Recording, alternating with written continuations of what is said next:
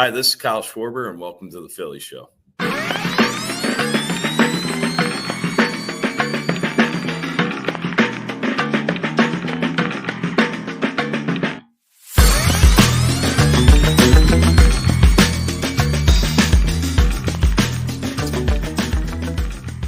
Hello, everybody. Welcome to the Philly Show with Ruben, Amaro Jr., Jim Salisbury, Todd Zolecki, brought to you by the Foul Territory Network. Guys, it's Friday, September 13th, 2024.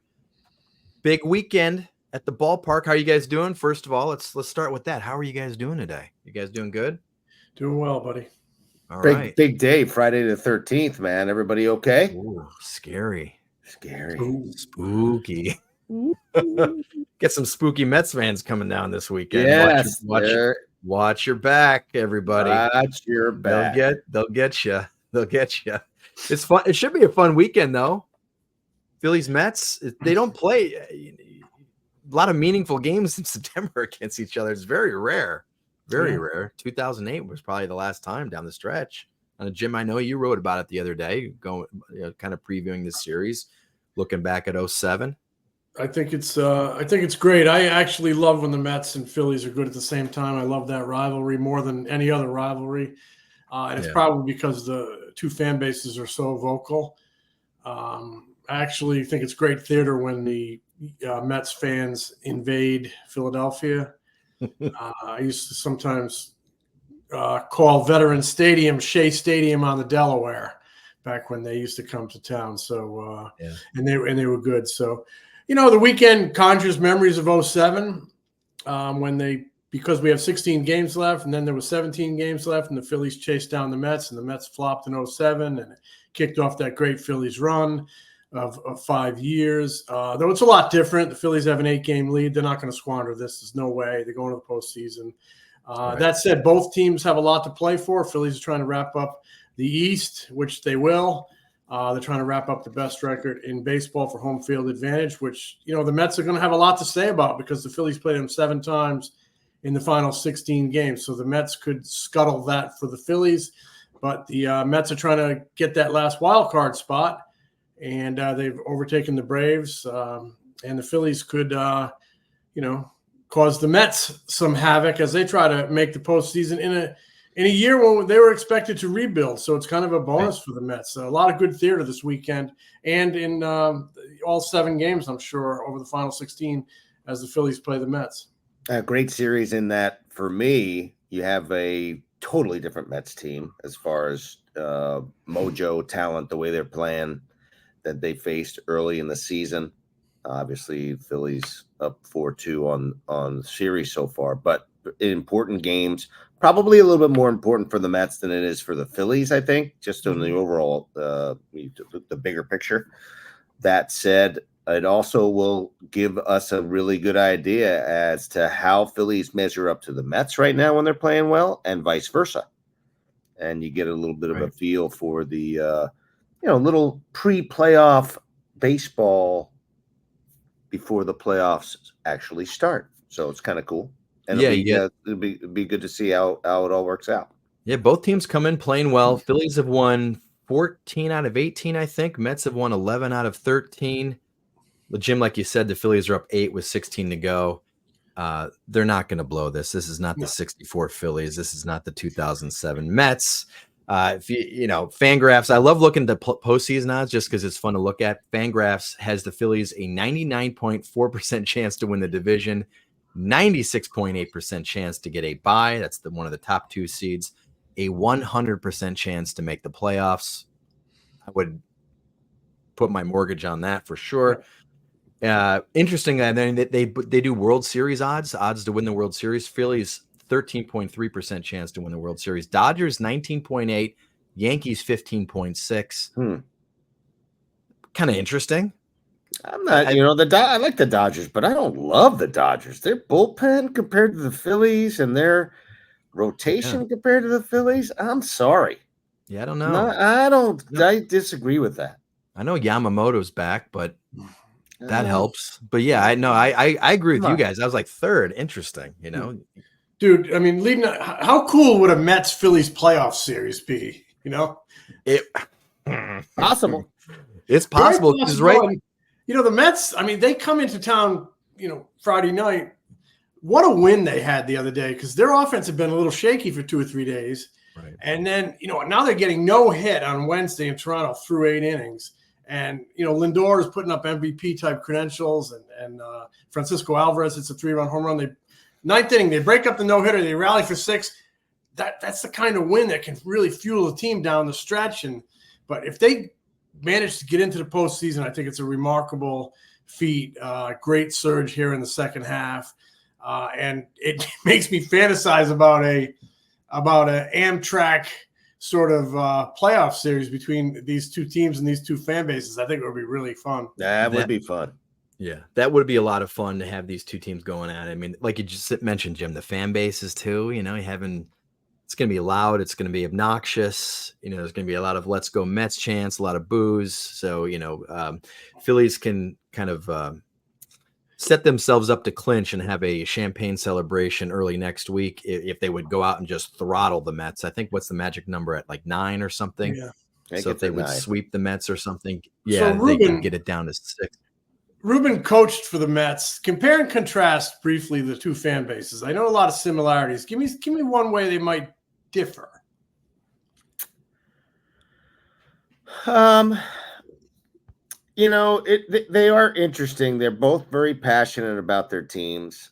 I actually think that the fan base with the Phillies, at least right now, I think that they are much more connected to the team than the Mets fans' connection to their team. I think there's a symbiosis with the Phillies and the Philly fan base and the Phillies players and organization it just seems tighter. Mm-hmm. I don't believe that the Mets fans really have the same trust or love for their players and their organization as the Phillies do. Philly fan base does. Does that make sense? It does seem, and the Mets haven't drawn particularly well up there at Citi Field this year. There does seem to be some, distrust in whether this is real or whether they should buy in. But we're going to know a lot more, after this weekend and next week, right, Todd? And I'm sure Mets fans will have an excuse for this or a reason for this. But remember a couple years ago, they lost the division to the Braves. Yeah. They both won 100 games. And then they got to game 3 of the NL wildcard series. They didn't even it wasn't even sold out. I don't think they filled out that ballpark. Am I remembering that right? I think you're right. Yeah. And then they got knocked out. I mean, they were, So there you go. Phillies fans. I don't think that's going to happen in Philadelphia. I do not think so either. People live for playoff anything around here. No doubt. Hungry for all of it. Oh, you hear that? I got a baby crying. I got a baby crying in the background. This is a good. We'll be right back. Snoring sucks. So does congestion from sinuses, allergies, or a cold. And you might not even realize how much it's affecting you. FT fam, you need to try Navage Nasal Care. It's been a game changer for me. Yeah, Kratz, Navage uses that smooth saline flow and nasal suction to clear those nasal passages. Now I'm breathing easier, which is a pretty big deal in my life. My Navage unit is clearing my congestion fast day and night. I use it twice per day as part of my daily routine.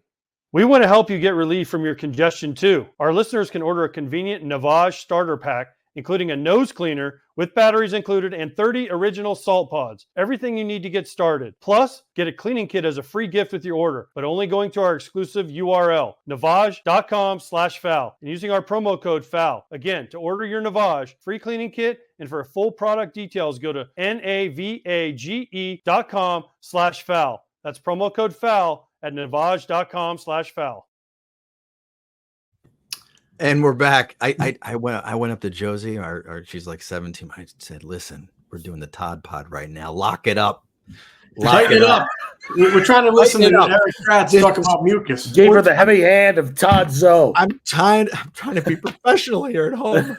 Actually, this is a good segue, an unplanned segue, because it's time for the fight the word. Brought to you by Shive. Them's Fighting Words presented by Shy Vintage Sports. Get unique throwback Phillies tees, hats, and sweatshirts from local artists at their shops in Center City, Wayne, and Westchester, and at shibesports.com. We always like to show off our Shibe gear. I got a Prism tee. Ruben's got Spectrum. Jim's got Connie Mack. And this is why I say it was a perfect unplanned segue, because this quote, it comes from Nick Castellanos from Tuesday night. He says, "You're frustrated and you're going to throw at somebody, you know? That's like my 2-year-old throwing a fit because I take away his dessert before he's finished." And then Rob Parent from the Delco Times goes, "Have you actually done that?" He goes, "Of course. Otto was only allowed so much cake and ice cream." So I just thought that was a fun quote from Nick coming off that. We'll touch on this real briefly. So the pitcher then the next day, or it comes out that the interpreter kind of messed up what Uceda said after the game. He said changeup. Remember that? Yeah. Didn't say changeup. What he said was, I was trying to throw inside to give my changeup a little bit more effectiveness. He did not say I hit him with the changeup. Kind of wow. So the interpreter might get that's a big difference. That's a big difference. That's a big difference. That could have been quote of the week as well. But there you go. Either way, he was full of crap. Right. I mean, he threw at him intentionally. I mean, come on. Correct. Kevin Cash came over after that game on Wednesday afternoon on the field, sought out Nick Castellanos and apologized and said, "Listen, that happened. It shouldn't have happened. It won't happen again." He was having a little temper tantrum over the way he was pitching. Yeah, maybe he ought to put a little more, thought and energy into executing better pitches that don't get knocked all over the lot. right. Exactly. I mean, listen, there's a time and a place for everything, and there is also there's a way to send messages. That is not a time. Send your own. Go and look in the mirror and be upset with yourself because you sucked that day, right. And then move on. For him to throw out at him out of frustration. Now, if you want to send a message of guys is really hot, you want to get them off the plate a little bit. Pitchers don't have the command to be able to do that anymore, or know how to do that anymore, because it's not worked on or thought about or even a part of the game anymore for 99% of the pitchers out there. But it is something that is an art that is no longer exists, but there's a way to handle it, and that was not it. No, it was not. That was not a message. That was a hissy fit. Correct. Exactly. Correct. So let's circle back towards this Phillies-Mets series. And 2007, Phillies was at 7 games, down 7 games, 17 to play. Mm-hmm. When you guys think back to that, different perspectives. Ruben, you were assistant GM. Jim, you and I were covering the team. Besides the last game, because that's easy. Anything about that 17-game run that jumps out to you? Because I ended up looking. One thing jumped out at me. I wanted to see if my memory was correct. Jump back and I was right. Greg Dobbs hitting a pinch hit grand slam at Shea Stadium to get that lead down to 3.5 with like 13 to go. Anything kind of jump out in your mind when you think back to that epic comeback by the Phillies? I just recall it had been a long playoff drought. Yeah. I just recall kind of having this feeling of can't wait to get to the ballpark every day. And you just didn't have that for a lot of years. I mean, there were little pockets that I think in 2000, they were in the wild card a little bit, and 2006 they were in it, but you really had that adrenaline going to the ballpark. Like you can't wait to see what's going to happen tonight. I remember Howard turning it on, with the home runs, and Kendrick pitched a big game against John Smoltz. I remember that, him being a rookie. And then, of course, that last day, Jimmy's 20th triple, and the fans were just electric that day. That was cool. Yeah, it was amazing. And the celebration was like this feeling. It was almost like the celebration in Houston a couple of years ago when they, finally cracked a decade-long drought and won the wild card, or picked up that third wild card. Remember that? It was almost like a feeling of relief, of catharsis, because, it had been such a long and difficult to carry drought. I've talked to Ruben a lot about this. I remember we talked about that last day and that Sunday, and the Marlins jumping on Tom Glavine for 6, and before the Phillies even threw the first pitch, it was amazing. Yeah, and I didn't even want to know what was going on in that game. There a lot for me was happening, me personally, and in the business of baseball, because I think during that stretch, I think we were in the middle of having a negotiation with Charlie Manuel about his extension. Yeah. So we were like really involved about that. He was sort of a lame duck manager. I don't think he had a contract past the 2007 season. Right. And so we were in the process of dealing with that. We were in the process of, trying to make the playoffs and going through this crazy ass run. And that's just a lot of stuff going down at the same time. And I just remember coming into the ballpark, not wanting to know the score at all, just not turning on any, because I knew that the Mets were starting before us. And then as I walked out of the parking lot and towards the stadium, I think it was like piped in on radio. I heard like it was like the pre-game radio stuff going on that they had thrown 6 runs on them. I was like, what? I was like, holy Christ, we're going to end up winning this damn thing. And I mean, it was crazy. And then it was just the excitement of the fans. Just awesome. The fans were just incredible. And that's when things went crazy for a long time as a fan base. I remember the rally towels. They weren't they white? And then I remember Jason Worth kind of complaining about it because they couldn't defensively. You couldn't really see the baseball. Red. Yeah, it was an issue. Well, why we made them red? One of the reasons why we made them red. I just remember the rally towels. People there were 45,000 rally towels, and people are shaking them. I remember the lint. The lint coming off the rally towels, and it was like in the air. You could see it floating. Do you remember that, Todd? I don't remember that. No, that's a great memory. I don't remember fibers that part. of rally towel. That's great observation, James. Yeah, I have them in my lungs now. Yeah, exactly. So you're going to sue somebody. You're going to sue somebody. No, that's why I haven't felt good in the last 16 years or whatever. You know what? I looked this up last night too. Do you remember Brett Myers, who I just saw at the ballpark. He was at the ballpark today. Totally jacked, by the way. Totally I've never seen the guy. He was never even remotely close to being in this good a shape when he was a pitcher. Correct. I talked to him about it just now. His kids have embarrassed him into it. Yeah, that's what he said. He said the other day he got a little heavy during COVID, and he decided to get in.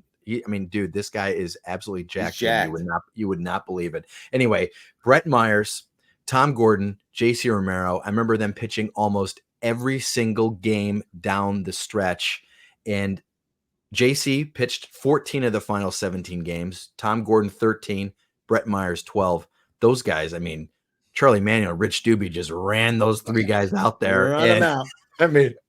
Arms dangling by the end of the season, but they needed him to do it, and they did it. You imagine that happening in this day and age? Oh my gosh, that'd be impossible, right? No way. It would never happen. But that was a lot of fun. So what do you guys expect? Oh, the pitching matchups. What are the pitching matchups this weekend? Now, Jose Quintana tonight, Nola, Luis Severino tomorrow night. I think it's going to be Allard. Probably Saturday. Right. It's going to be Allard. They have to make a roster move, but I think they're holding off. But it sounds like it's going to be Allard. Right, and then Sanchez is pitching Sunday, and I don't know who's pitching for the Mets and the Mets website. It might be Peterson. I think they were thinking about giving him, but it might be.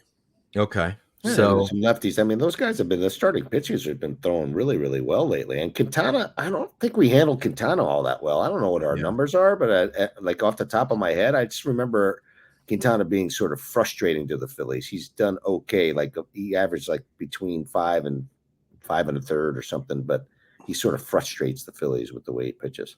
Lindor's been playing great. There's a lot of talk right now about how could he possibly beat out Shohei Ohtani for NL MVP.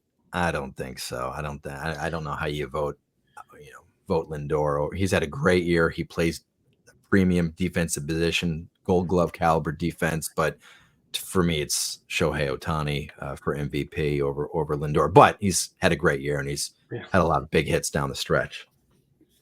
Lindor's been great. Huge one to break up that no-hitter Wednesday. He's doing it on both sides of the ball. I mean, he's had good seasons up there. He had a 30 home run season, 100 RBI season. But this seems like the first time he's ever made a charge for the MVP, and that's kind of what they expected when they brought him in, In New York. Yeah, I agree with that. I think they've been largely underperformed for what their expectation was and how big that move was and how much money they've spent on him.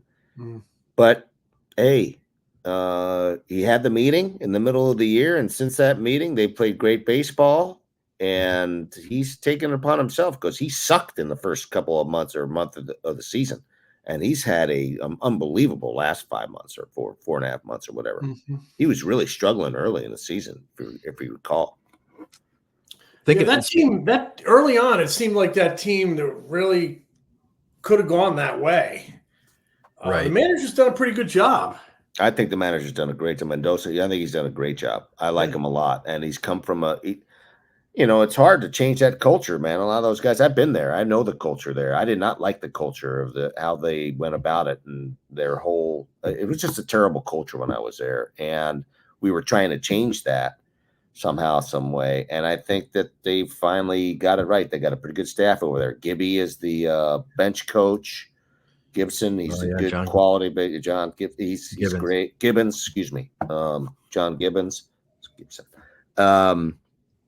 I just think it's a better staff. It's a better mojo, and Mendoza deserves a lot of Carlos deserves a lot of credit for that. What about the culture? Because that's the vibe I always got going up there, and just the Mets in general. I mean, a little losery almost. Very losery, and I'll tell you why it was losery, because everybody worried about their own numbers and how they played, and no one gave a shit about whether they won or not. Right.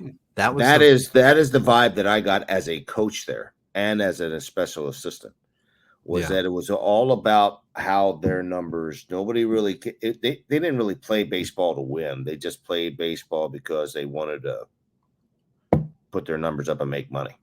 Yeah, it seemed like one of those teams where when things were going good, things were great, and everybody was having a good time. But when things went bad, it seemed like you didn't have a Kyle Schwarber, vibe in there. You didn't have anybody, a group of guys that were like, all right, we're going to pull out of this. This is a team. It seemed more of that.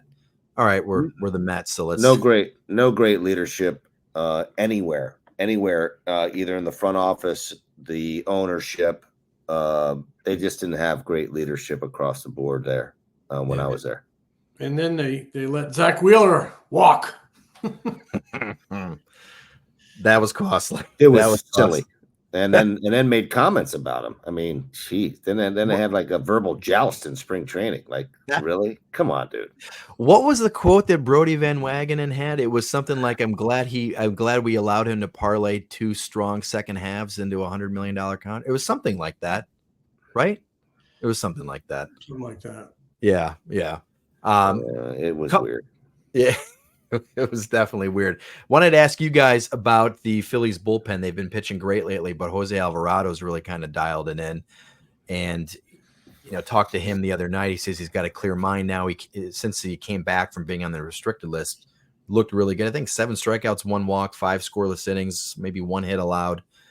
If Alvarado's doing what he's doing in the bullpen, man, now you're 5 deep, and Rob Thompson almost has an embarrassment of riches. And I know that can change on a dime and whatnot, but you think back to the NLCS last year where Kimbrel was struggling, Kerkering was kind of shaky. You couldn't trust Soto at all. Dominguez, you really couldn't trust that much. You're basically just leaning on, Strom and Hoffman. Boy, if they can have all 5 of these guys throwing the ball well going into the postseason, what a nice thing that they will have. I mean, the timing of them kind of coming together with their performance is just exceptional. Perfect timing here with, October just being so close. So, and really promising to see Alvarado, like you said, getting it together. Kerkering's he's really improved and taken a step toward, being a real dude out there. I mean, a legitimate kind of almost the elite level. really impressive. And you got to love it for Rob Thompson, who sort of managed these guys really well, I think. And it would just be huge for Alvarado to get back to where he was. I mean, let's think about where he was several months ago and in the early part of the year last year. I mean, he was one of the most dominant bullpen guys in baseball. Like, he was untouchable for a while. And if he gets close to that, and he's starting to see those signs bounce back, you're talking about as deep a bullpen as you could possibly imagine with Strom, Kerkering, Estevez, Hoffman, and Alvarado. And let's talk about Ruiz. He's been dealing. Well. He's been outstanding. I mean, these all become trust guys. When you have 6 trust guys, I don't know that there's a better bullpen out there if you have 6 guys that you can hand the baseball with a lead and feel comfortable about that. That's a lot. And so, again, you're right about that, Jim. It can change pretty quickly because it's volatile. Bullpens are volatile. But that said, I like what they got going on right now. And boy, oh boy, it's become deep. Kyle Schwarber and JT could be back in the lineup tonight. That's at least what Rob Thompson indicated the other day. I don't know what's going on with Alec Boehm. Rob said on Tuesday afternoon Alec was going to hit in the cage using a regular bat, and then I guess he did, and he still felt pain in the hand, so he was going to hit off with a shortened bat on Wednesday. So we'll see what's going on there. But that thing's really lingered a lot longer than anybody thought. They thought he was going to be back last weekend against the Marlins, and he's still, they ended up putting him on the injured list. So still got enough time to get back in shape before the postseason. Hands are so tough. I mean, every time you make contact, I mean, that you feel that impact throughout your whole hand. And if it's not 100% pain free, I mean, subconsciously you're kind of wincing as you're making contact, and you're not going to drive the ball. They need him back, and he needs to see some pitches, but first it's got to get pain free. Until you see him out there, it's a concern. Right. I totally agree. Think about it. He's our four-hole hitter now. That's been assuaged a little bit because Castellanos is out there playing well and protecting, Bryce Harper right now, and who is going to protect him. I mean, that was a big question in the early part of the season. Who's going to protect Harper? And it ended up being Alec Boehm, who was outstanding. Mm-hmm. And then Castellanos has moved into that role because he's been really, really good in Alec Boehm's absence. But, yeah, they need Alec back, and they need him at 100%. And it's a trust issue for him because it's different. Your adrenaline, the way you swing the bat, the aggressiveness with the way you swing is not even close to batting practice swings. Batting practice and facing live pitching in the major leagues, you do things differently with your body and your hands. And, hands and feet, we talked about this before, hands and feet, if they're not right, you're not right. And that's why it's concerning, because he's just taking BP, in the cage, and he's still feeling pain in the hands. Yep. So he's not taking a legit full rip. Let's finish. We had a bunch of questions. We did a bunch of questions on Wednesday. There was one, Ruben, this question gets asked every week, and I keep forgetting to ask you it, but John Carson on Instagram, and I don't know if he's asked it a bunch of times or a bunch of people have asked it. They want to know, what was your hardest decision as general manager? It's come up so many times. Like, we got to ask you that. So seems like a lot of people want to know what your hardest decision was as general manager. Trading Chase Utley. Trading Chase Utley was a really, really difficult one because he's meant so much as a leader. The question was, and what was that? And that was one. And what we were going to do with Jimmy Rollins, because we were coming up on the contract situation with him after his long termer, and so those two were tough. I had a lot of tough decisions.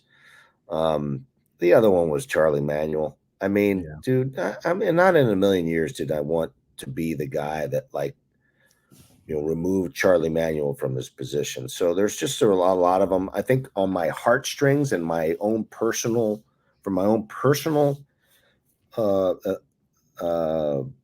emotion, the Charlie Manuel was really, really tough. And people were talking about the fact that, my tears were fake or whatever. Oh my God, dude, I could not. I'm an emotional guy anyway, but for me to have to do that with Charlie was a really tough one, man. That was as tough as it gets for me personally. Yeah, I mean, everybody loves Charlie. Yeah, and I just felt like it was the right thing to do for him because he was having to, he was having to manage it like a shitty team. I mean, let's call a spade, right? And I didn't want him to have to go through that, and I think it was important for his legacy to be different. So I don't know. I probably would have done things differently, maybe just waited to the end of the season or what have you. But I felt like I almost felt like he was suffering a little bit, and I didn't want him to go through that. Yeah. Phillies-Mets this weekend. One of my neighbors is a lifelong Mets fan, grew up in Long Island. He's going to the game on Friday. I said, "You better watch your mouth." He said, "Don't worry, I don't say anything when I go as a Mets fan." I said, "You're smart." Should be. I mean, it's going to be a lot of fun, Well, if the Mets win 2 out of 3 or they sweep, they're going to be doing a lot of shit talking, man. There's going to be a lot of blah blah. Oh yeah, no doubt about it. It'll be a lot of fun. So we'll be back on Monday. We'll wrap it up and we'll wrap up that series, review that series, and then look forward to a 3 in Milwaukee and then 4 more in New York. And next week they could be popping champagne and celebrating their first division title since 2011. We don't know what weekday that will be, but should happen sometime next week, I would think. Smell you later, boys. Smell you, Jim.